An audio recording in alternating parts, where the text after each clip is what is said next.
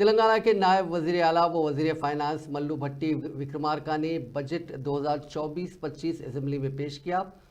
माली साल 2024-25 के लिए 2,91,159 करोड़ रुपए का बजट तजवीज़ किया गया है।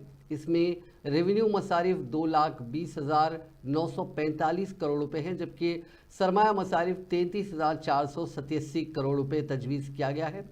फलाह बहबूद और तरक्की के लिए भारी फंड्स मख्तस किए गए हैं। हैदराबाद मेट्रो वाटर वर्क्स के लिए 3,385 करोड़, हैदराबाद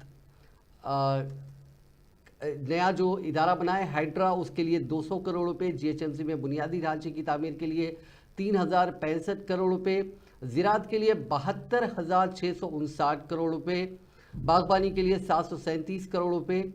वैसे ही मुख्तलिफ महकमों के लिए भारी रकम मख्तस की गई है। इसके अलावा एग्रीकल्चर के तहत ही से मख्तस किया गया है। किसानों के कर्ज माफ़ी के लिए 31,000 करोड़ रुपए मख्तस किए गए हैं। गृह ज्योति के लिए 2,418 करोड़ रुपए तजवीज़ किए गए हैं।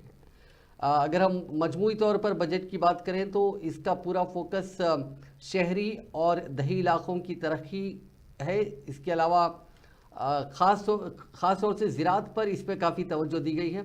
तेलंगाना में इख्तिदार पर आने के बाद कांग्रेस हुकूमत ने पहली मरतबा फुल बजट पेश किया है। क़ब्ल रियासती काबीना का इजलास मुनक़्क़िद हुआ, जिसमें बजट को मंजूरी दी गई। असेंबली का बजट सेशन 2 अगस्त तक जारी रहेगा। इस महीने की 26 तारीख को असेंबली को तातील रहेगी और 27 तारीख को बजट पर मबाहिस का आगाज होगा। ప్రత్యేక తెలంగాణ రాష్ట్రం ఏర్పడితేనే తమ కలలు సాకారం అవుతాయని తెలంగాణ ప్రజల ప్రాణాలు సైతం ఒడ్డి సుదీర్ఘకాలం ఉద్యమించారు. ఆ ఉద్యమాల తీవ్రత వెనుకనున్న తెలంగాణ ప్రజల ఆవేదనను గుర్తించి కాంగ్రెస్ నేతృత్వంలోని యూపీఏ ప్రభుత్వం తెలంగాణ ప్రజలకు ఒక ప్రత్యేక రాష్ట్రాన్ని ఏర్పాటు చేయాలని నిర్ణయించి దానికి సంబంధించిన అన్ని లాంఛనాలను పూర్తి చేసి స్వరాష్ట్రాన్ని సాకారం చేసింది. తెలంగాణ రాష్ట్రం ఏర్పడిన తర్వాత